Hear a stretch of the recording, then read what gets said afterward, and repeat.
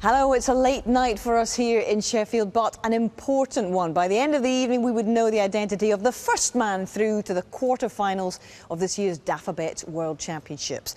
More on that very shortly, but first, a quick update on the fortunes of the defending champion, Ronnie O'Sullivan, because he has run into a very game Joe Perry in his second-round match, and the Cambridgeshire Cuman was in extremely assured form once again in their second session in the afternoon.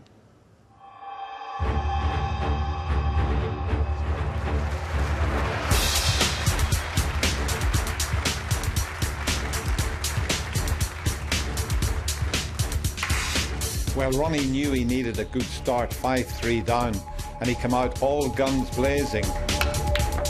And he finished the frame. It was a century break for a few seconds until the white went in the middle pocket. He did what he needed to do. He won the opening frame with one visit.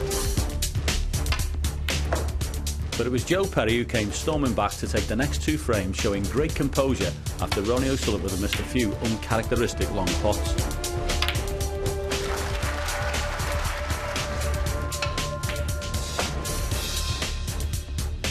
Well, it was Ronnie with the aid of a 66 break that clinched that frame, and then he went on to make a terrific clearance on the colours, potted a very important yellow, and he nicked the frame on the black. And that got him back to just one frame behind. Well, one of the great characteristics Joe Perry showed through this match is whenever he's been pressurised and brought back to one frame, he's kicked on again, and he did so with breaks of 88 and 73. Well, so much happened in that last frame. You could tell the tension on both players. They knew how important it was, Joe to go 10-6 ahead, and he did play a strange shot on the pink when he didn't even snooker Ronnie O'Sullivan. And Ronnie, in the end, would have been absolutely delighted to have closed the session out just 2 frames behind. He shared the session 4 frames all. And Ronnie and Joe return at 10 o'clock in the morning to finish that one off. Now, this evening here at the Crucible, we were engrossed in this match between the world number 3, Mark Selby, and Ali Carter, he of the all-action, bustling style. Now, these two guys share something very significant in common, and that is that they have both been a runner-up here at the Crucible. It was Mark who got to the final in 2007, losing to John Higgins. In fact, he's had a pretty decent stab of things since, making it to the quarter-finals in 3 of the last 5 years, going out at this stage last year.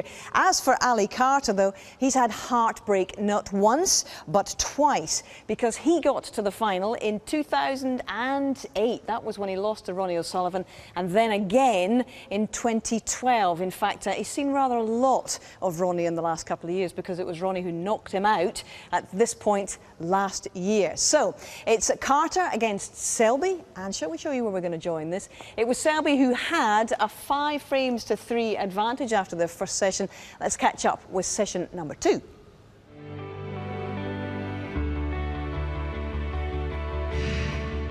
Everybody looking forward to this second session.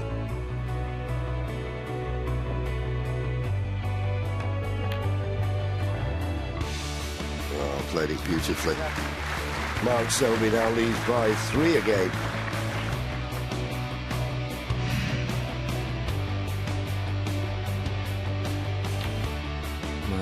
That's excellent sportsmanship from Alistair Carter there to clear the push shot on himself.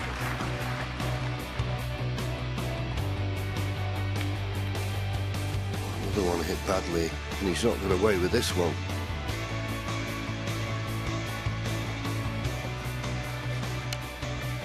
Big frame, big frame for Ali Carter.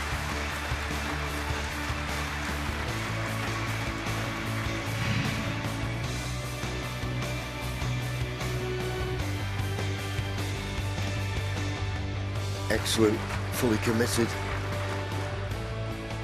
Could not have played it better, and a little punch at the table to show his delight.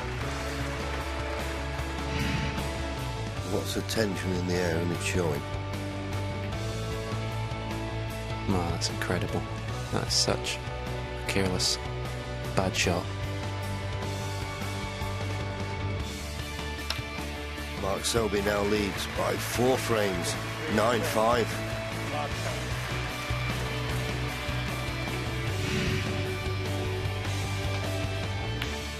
Tremendous pot. He's got to catch this wafer thin.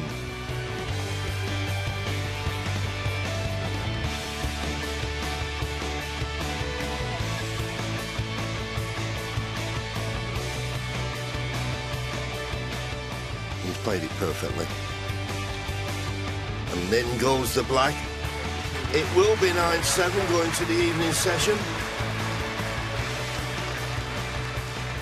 And 13 is the magic number they are chasing to book a place in the quarterfinals. We'll join them in the first of the evening. Selby in a bit of bother here, 42 points behind as we pick it up with Messrs Parrott and Virgo.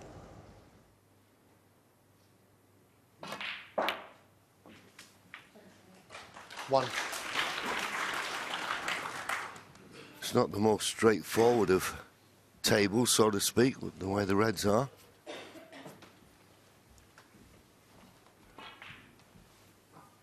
Just looking at the possibility of the plant those 2 reds just above the black, because if he's straight on this pink, he can't manoeuvre the cue ball too much.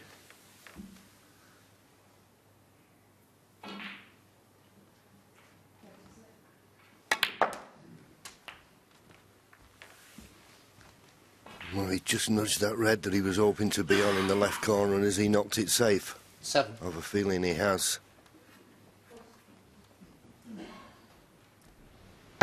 That red closest to the cushion, I think, just went past those 2 reds, but you see, just nudged it into them.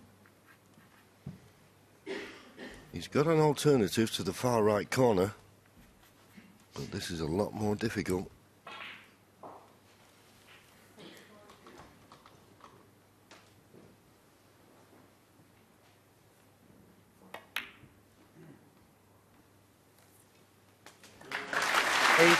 Excellent pot.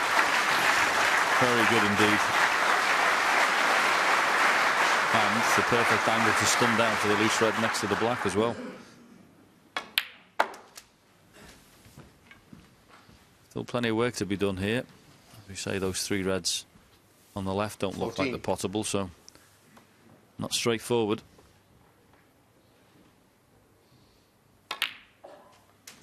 15. Now, if he had a nice angle on the pink, he could probably play the run through and maybe bring these reds into play, but he's striking low, so he's playing for the red on the right-hand side of the table. Played it nicely. 21. Yeah, you can stun this over to the other side for the black, pot the black, and then split the 3 reds up. If he's playing an exhibition, John, he'd be stunning this in and maybe trying to flick the 3 reds open off this red, but no need. 22. As long as he gets an angle.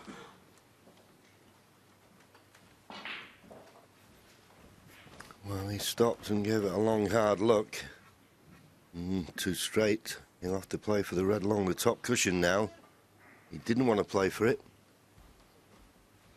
But I don't see an alternative red to play for. He's had a look at the pink, to pot it in the middle and screw off the side cushion, but, well, this is a big ask. Unless the top red of those 3 goes to the right corner, maybe that's his thinking.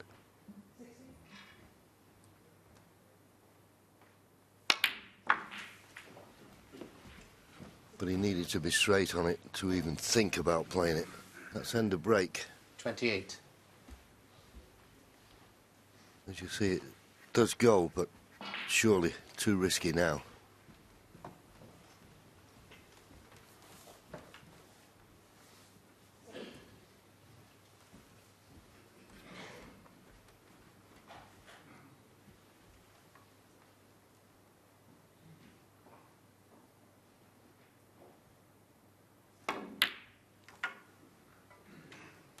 Mark Selby, 28. sending the red up to the balk end. We could have a few minutes of tippy-tappy.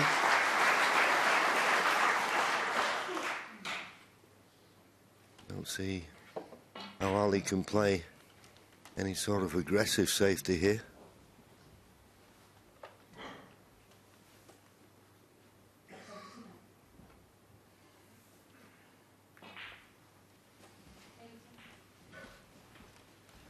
And there'll be no chance of a re-rack, believe me.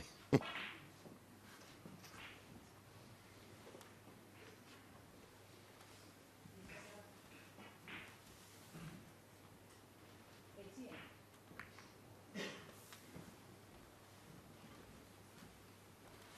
he's giving him a shot at that red in the balk end.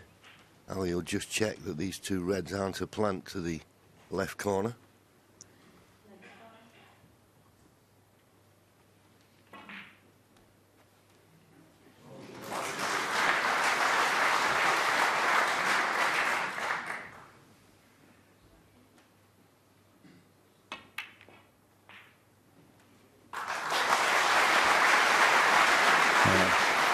Quite a clever shot that.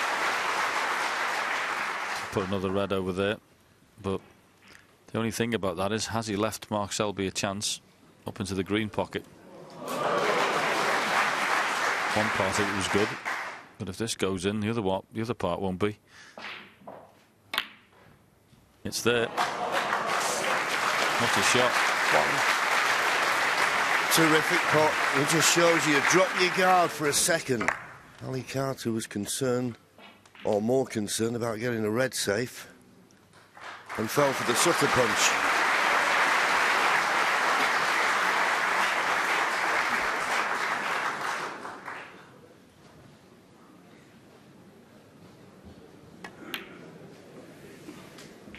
Yeah, and looking ahead, the funny thing is that red and brown aren't exactly safe now, because where these are, Mark gets on the blue or the pink. That red on the left-hand side is going to leave a natural angle on the black, and that red and brown could be coming out. Well, certainly one of them could be. 5. There we go, he's on the blue.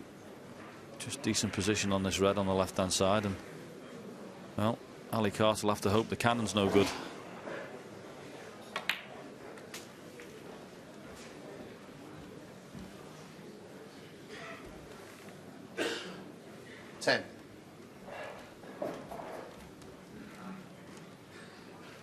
Key to the frame could be the next couple of shots. 11.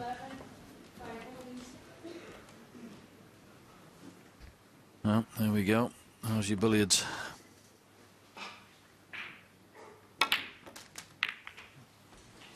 Ooh. Not quite there, 18. but he's well back in the frame. In fact, he's just struck the front. But despite Ali Carter having a 42-point lead, Mark Selby's clawed his way into the lead. Anyone's frame.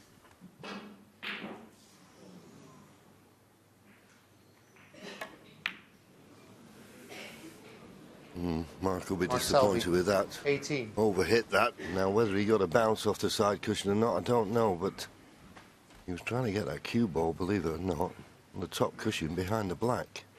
That's how much he's overhit it. Ali Carter now 4 points behind.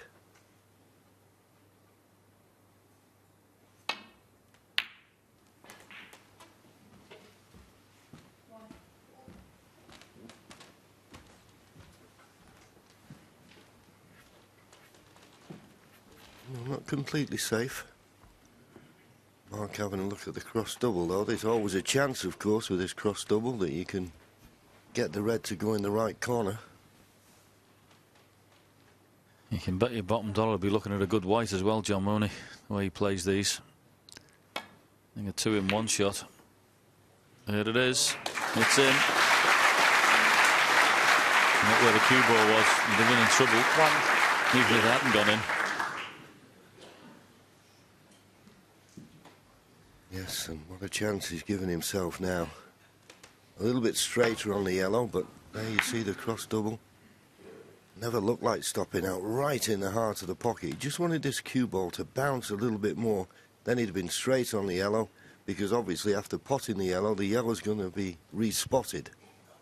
He's potting it off the red. So he's just looking to see if he can come up and down the table.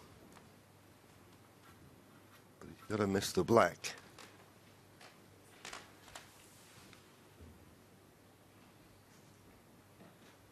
Possibly the pink. Pink's the danger ball now. Well, he's played it beautifully. And without seeming to do a lot, we've got a new favourite for the frame.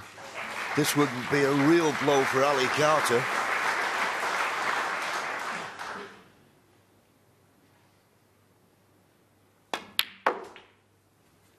Five.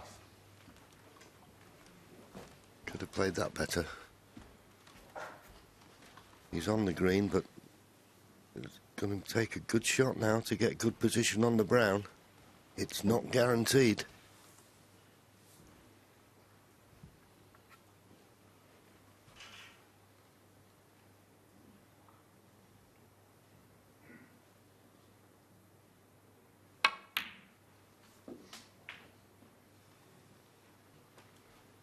Made a good job of it. He still needs brown and blue. Glancing at the scoreboard. Tells him he's 12 ahead. Pot the brown, goes 16 ahead. Still 18 remaining.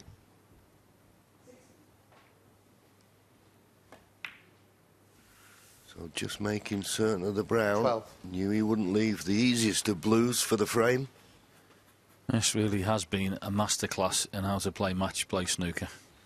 As you said, John, without seeming to do a lot, he's now got this blue for the frame. Wow. Well, he felt the tension there, John. That wasn't even close. Mark Selby, 12. Well, only the Crucible Theatre and the World Championship can bring that on. And lucky not to leave it. Long way out.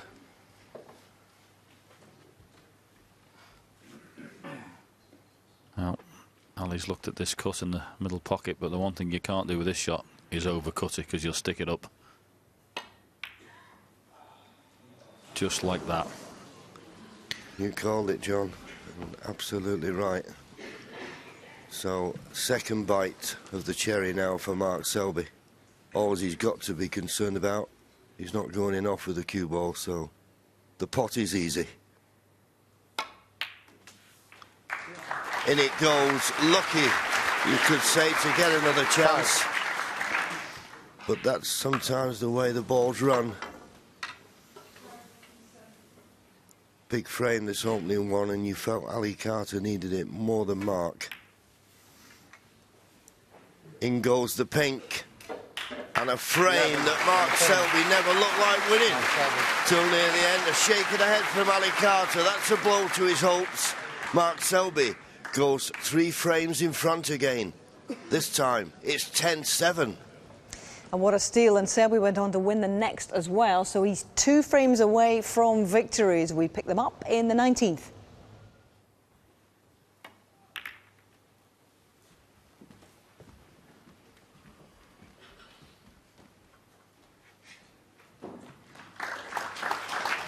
Just look at that cue ball again, though.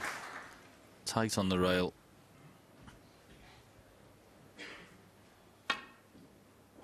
It's just relentless. It's tough to play against. It really is. Yes, and of course it forces errors, and that's a mistake from Ali.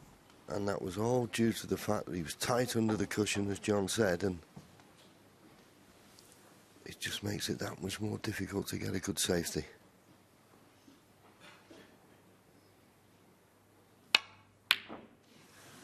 But he'll be disappointed, will Mark. He didn't make the most of it. Now, Ali, this is a chance to prove to yourself that you've still got it in you to get right back in this match. This is a golden opportunity for a sizable contribution.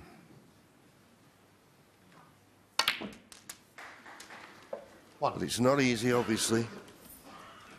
The circumstances, the scoreboard, just concentrate on one shot at a time.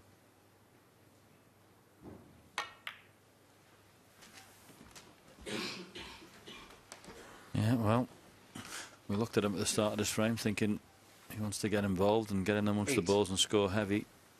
This is the chance he's waiting for. And I feel, John, if he is going to have a say in this match, he's got to do it here. These are lovely.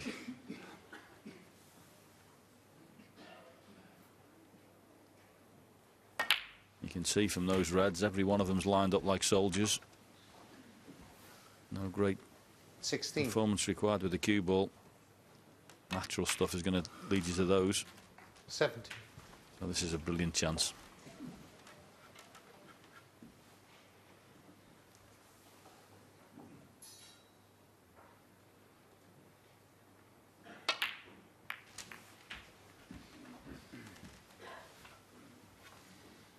$24. 3 reds, 3 blacks. Made a maximum break in 2008 here at the World Championship. I 25. commentated on it. It was on this table.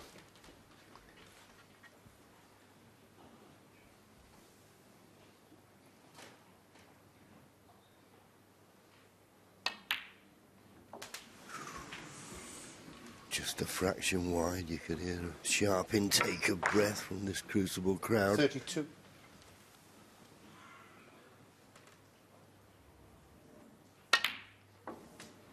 $33.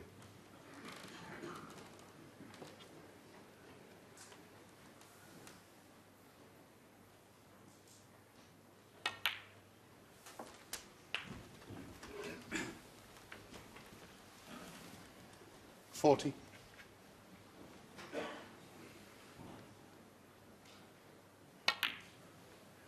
41. Just got to be a little bit careful with this one.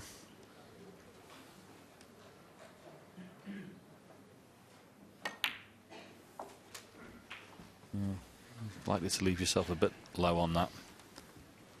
48. Ideally, you'd like to have got a cannon on the red that's closest to the cue ball, but still should be all right. Little flick off.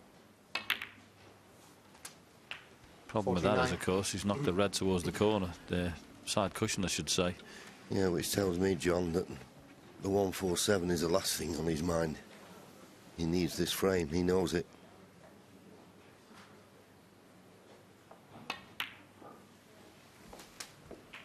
Win the frame. And he won't be playing for the black off this 56. red.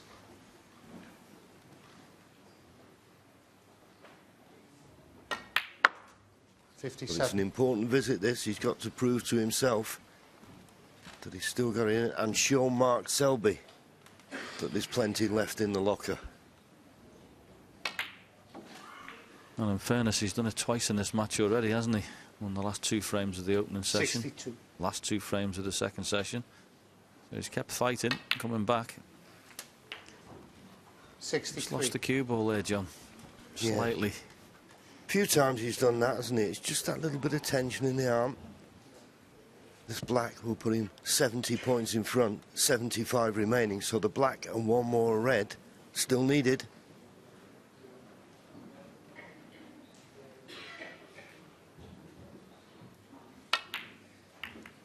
Oh, he's missed the black. Ali Carter. 63. Bangs his cue on the table in frustration. Annoyance. Knew that was a golden opportunity. Yeah. So Mark Selby comes to the table 63 points behind, 75 left. There's only the 1 awkward red near the left-hand side cushion. This is a chance.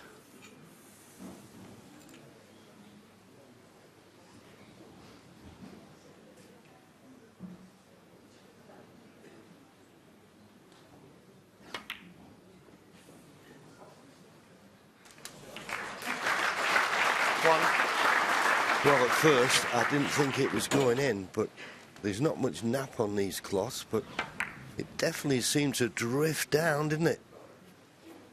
Could have run over a finger mark or anything, but initially I didn't think it was in. I thought that was top drawer all day long, but now got halfway. Indicated right, didn't it? 7 hours just over match time, and it's been enthralling and engrossing 7 hours.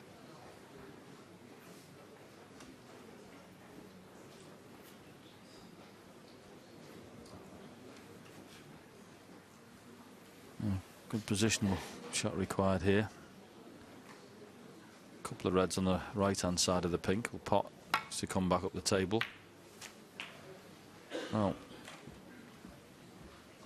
don't know which one he played on there, but he'll be happy because the one in the middle pocket looks pretty straight. I'm not sure he played on that one.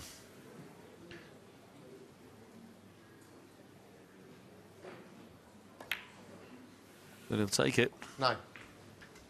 And Ali Carter is going to sit in his chair and have to squirm for the next 5 minutes or so while this break's going on, because he knows he should have won this frame.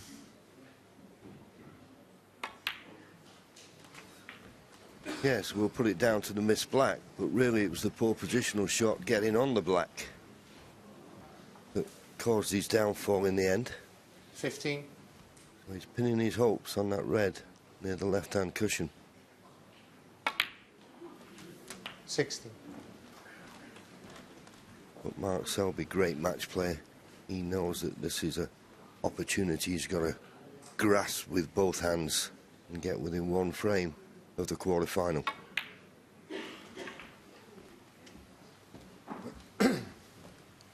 Looks like he wanted to play for the red just above the pink there. 31. Didn't get into the cue ball enough.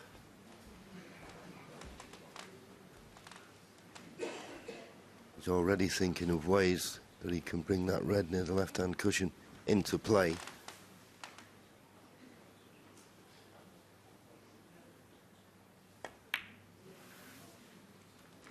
$22.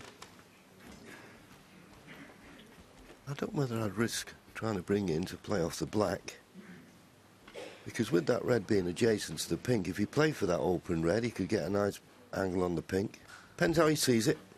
Yeah, just looking at him, he's thinking if I get the flick and flick the red out, great. If I miss it, I might still be on the red next to the pink. So I don't know how he's thinking at the moment on that shot. He's slightly hampered by that red with his cueing as well.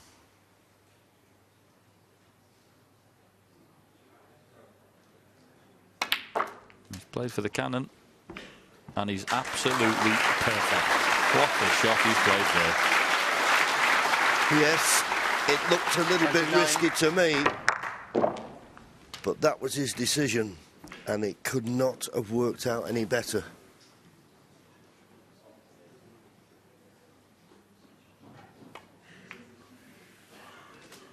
Clear run to the winning line now in this frame. Still got to be done.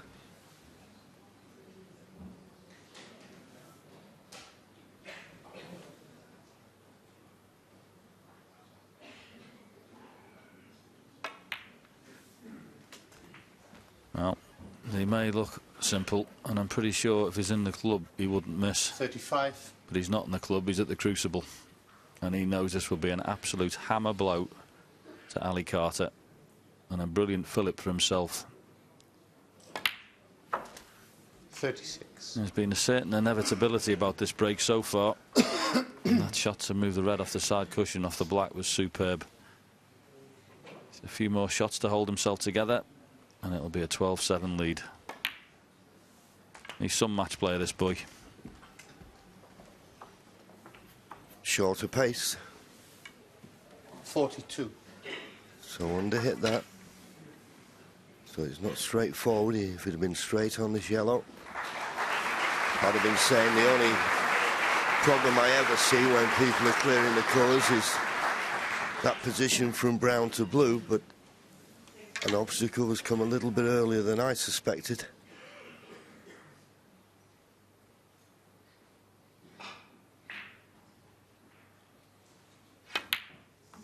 Right in the heart of the pocket, swinging it round off two cushions. And he's 44. recovered the situation. Nothing Ali can do now. He had his chance. Poor positional shot caused him to miss the black.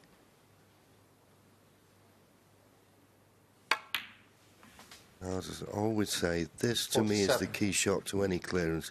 If he pots the brown, gets perfect on the blue, it should be a formality.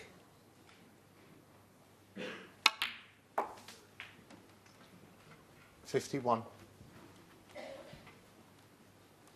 Probably a little bit straighter than he would have liked. He wanted to get closer to the pink. 56. This has been quite brilliant so far. Pink and black to steal a frame. He didn't look like winning.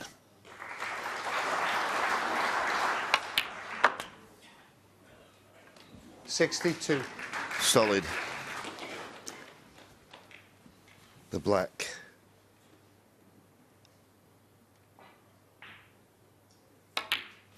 In it goes, and that was a big frame for Mark Selby, and a real hammer blow for Ali Carter. Mark Selby is now just one frame away from a place in the quarter-final. 5 clear, 12-7. Well, Carter 15. made him wait, put up some stubborn resistance, winning the next two, but the Jester has much to be pleased with. He runs out a 13-9 victor. He's through to his 6th Crucible quarter-final, first man through this year. And his ambition to win a career Triple Crown, UK Masters and World titles is very much on. Very impressive. Yeah, happy to get through. I knew from the start it was going to be a tough game against Ali. He's one of the top players in the world, so I think I had a good start to the match, 5-3. Played a good first session, and I just managed to sort of maintain my lead after that. Every time I was coming to the table, I was bang under it with the safety, and you know, Mark tended to freeze me out for long periods. Like, I never potted a ball for 40 odd minutes a few times, and it seemed like when you do get your chance, you know, it makes it all the more difficult. You know, it was a tough match, and I fought to the death, but it didn't go my way. I knew I was going to get chances, but also at the same time I knew Ali was probably just going to let his arm go, and then obviously when people do that, they're dangerous, so I didn't want to make too many mistakes, but fortunately, you know, for me, I managed to fall over the line, which was obviously happy. And Mark Selby now plays the winner of this between the oldest guys in the draw. 43-year-old Scot Alan McManus facing 44-year-old Ken Doherty, the former champion. Now, this was pretty old school stuff, in as much as they only completed 7 of the 8 frames scheduled this afternoon. I'm sure they'll forgive me for that. But there was something very significant for Alan McManus, his first Crucible century since 2005. It was a break of 107.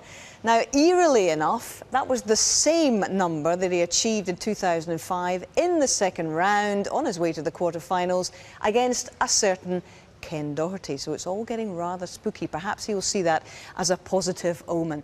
Anyway, Alan, who's the last remaining Scot in the draw, took a 4-frames-to-1 lead before Doherty came back at him to end the session 3-4 behind. Their second session starts tomorrow morning. We also had another sense of deja vu in a match this evening between the world's number 4 player Barry Hawkins and the man he beat to book his place in the Crucible final last year, Ricky Walden. It's a repeat of their titanic semi-final.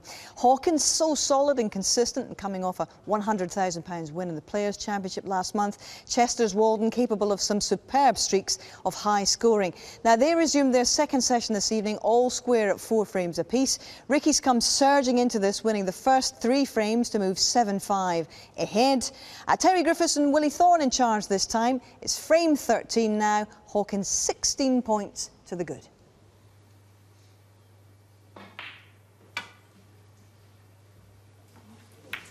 Well, trying so hard and trying to be so careful to not hit that red thin. Sorry, thick I should say, has missed it altogether. Has he left anything straightforward? At first glance, not easy, but should pot a red.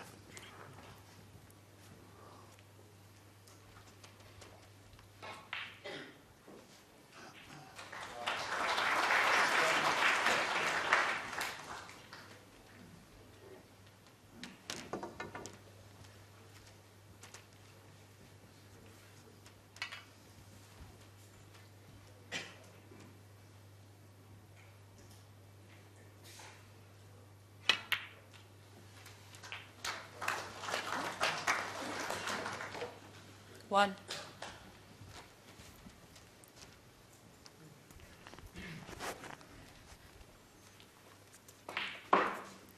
He's got the break started. Wasn't sure if he could get a red there, but he's off to go.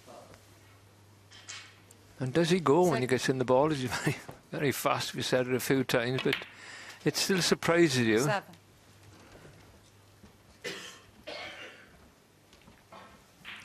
Once he's made his mind up and decided what shot he's going to play, he's off to go. Here we go. About 3 seconds, that.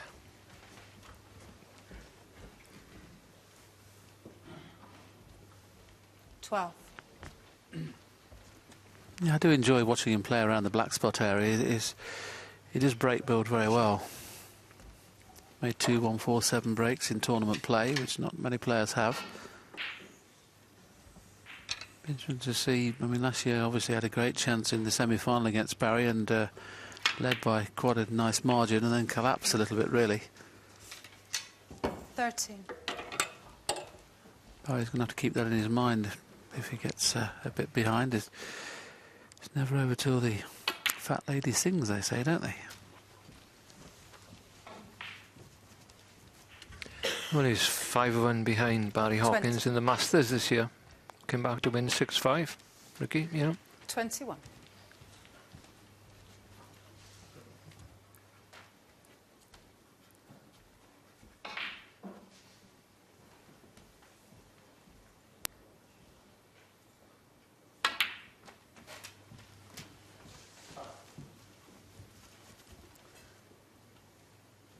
$28.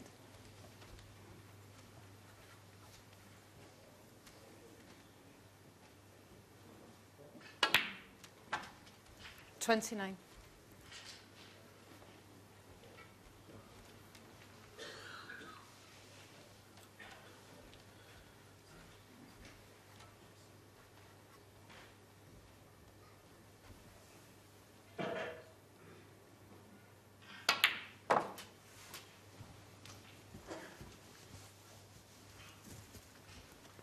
We're talking about Ricky's bridge hand earlier on. It's very unorthodox, but it's not too bad. You can see that he doesn't put any pressure down at the tips of the fingers into the cloth. Unlike players like Cliff Thorburn is one of them. Matthew Stevens, another one. He drags his fingers along the cloth a bit, causes a lot of marks. 43.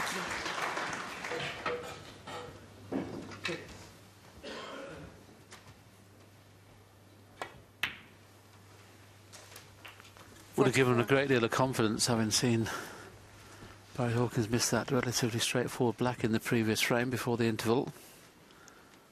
And now he's right at the business end of the table, and every chance of winning the frame at this visit. To go 3 clear for the first time.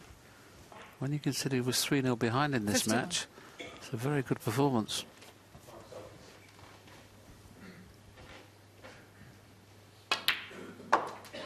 $52.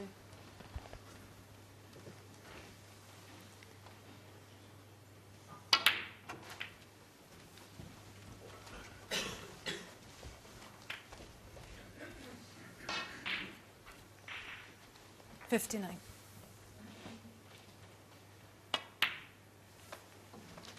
60. It's when both players are queuing well like these two both are. I don't think we've had a kick in this game, whether it's made a difference. Usually when you're playing well and you've got free-flowing, everything's going nicely. I think tension in your cue arm, Terry, can cause kicks sometimes, you know, when you hit at the ball rather than stroke them. Probably got one more difficult shot to play. He may even play it here. May play the tongue into the red and pink just to hold the cue ball. Doesn't have to. He can go around 2 cushions and play for the loose red.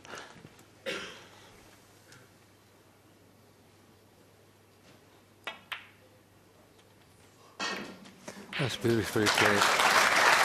Perfect comment.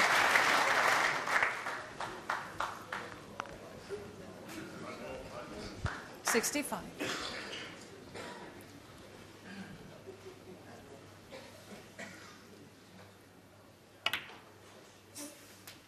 66.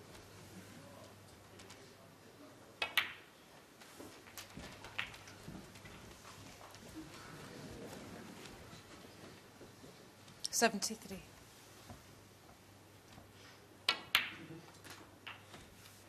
74. He's already had breaks of 109 and 81 this evening.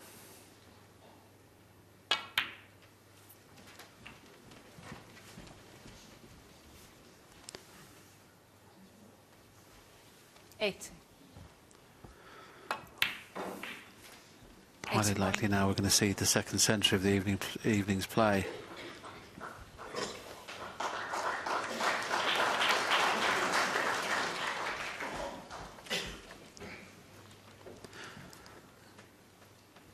$88.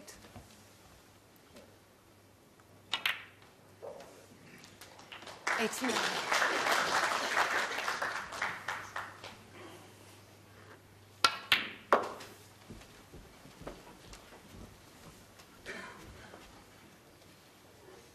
92.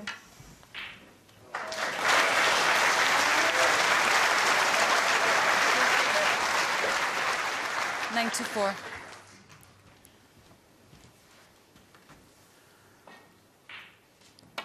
So just for the Brown for his 167th century of the season.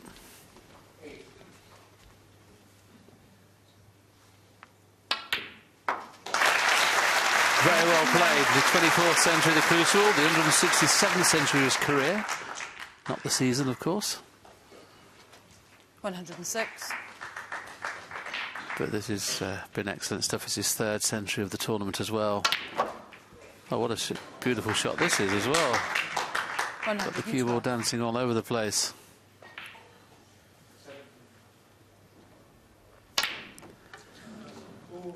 Well, no complete clearance, but a fabulous break. 112 takes Ricky 3 clear now. He leads by 8 frames to 5. Can be very, very fluent, as he's proving there, Ricky Walden, to go with his 137, his second century of the championship. So he takes a 3-frame advantage, and having been 3-0 down to Hawkins, that's a complete turnaround. What can Hawkins do about it in the next? Let's find out.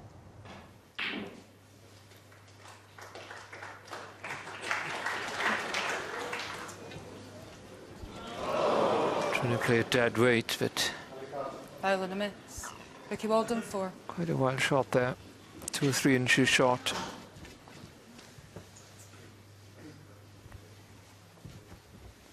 The first thing that goes out, you lose when you're out there, and struggling is your touch.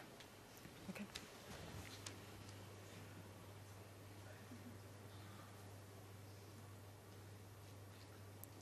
I think he's playing the right shot, but Yeah, I think he doesn't think the cue ball's been yeah. replaced in the correct position. Could make a little bit of a difference.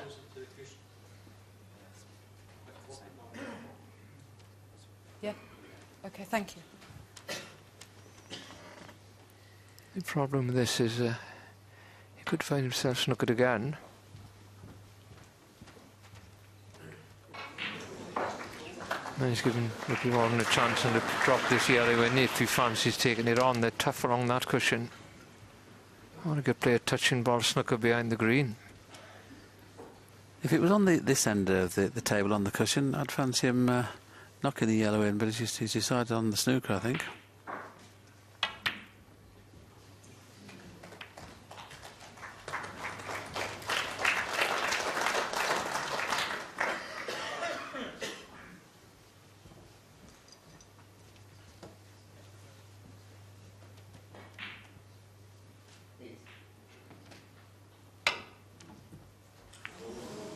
Foul and a miss.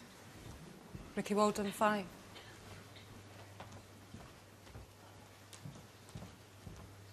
Leo, I'm not sure if the blue was on its spot. Can you just... Please.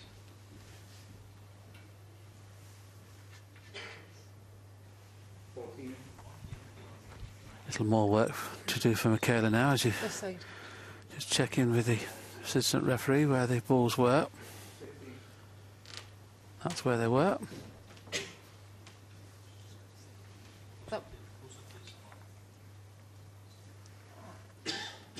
That's on its spot. It's a tough job out there, isn't it?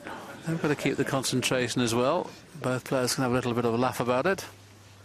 As Terry mentioned, okay? they're very, very close. They've been pros similar sort of time.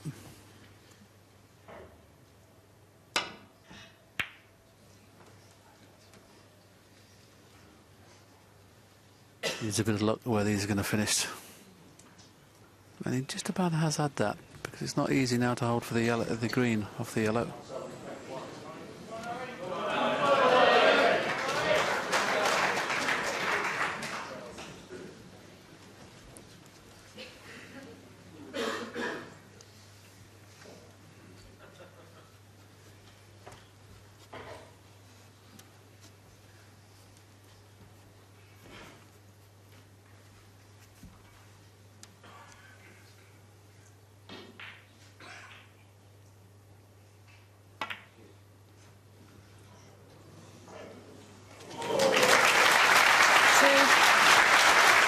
Shot there from the cue ball, and he had to play that with maximum backspin to hold the cue ball and also dead weight, and as it turned out it just went in the pocket on the thick side, so it helped him to stop the cue ball.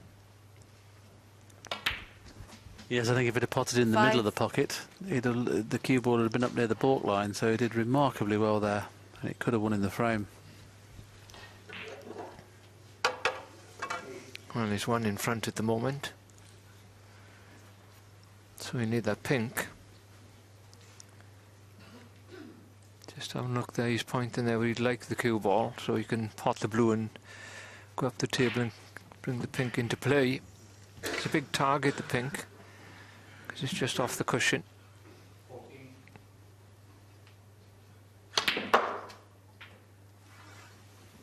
Thank you. No, he's not going to kiss her out this time, I shouldn't think. Get right behind it. I'm not sure if he can get enough spin on here to screw into the pink.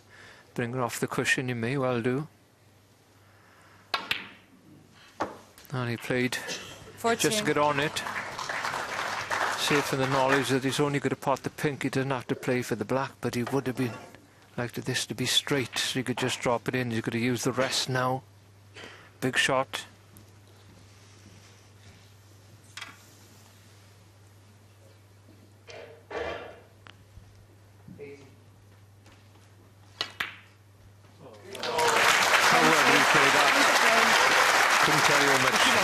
Difficult that part was.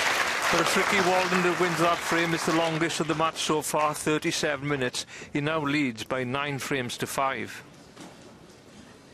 And Hawkins won the last 2 of the session, so he goes into that deciding session 2 frames behind. In fact, let's just give you a quick overview of the whole draw here into the top quarter. It's O'Sullivan bang under it against Joe Perry. The winner will face Sean Murphy or Marco Fu, who get going on Sunday. Now down here you've got Hawkins and Walden. We've just been watching that one. Dominic Dale against Michael Wasley, who caused that huge upset against Ding Junhui the other day. And then into this quarter we've got Selby, the first man through to the last 8, will be facing McManus or Doherty. And this is a really tasty quarter, isn't it? We've got Judd Trump or Ryan Day, former world #1 of course, who'll be taking Northern Ireland's Mark Allen, and Neil Robertson, the Australian world #1, who looked awfully good in the first round. So that's how it stands. We are back on the air 10 a.m. in the morning with much more from the Dafabet World Championship. And in fact, there's a long way to go. If this were the London Marathon, we wouldn't even be at Tower Bridge yet. Come on, you're not flagging yet, are you? Bye for now.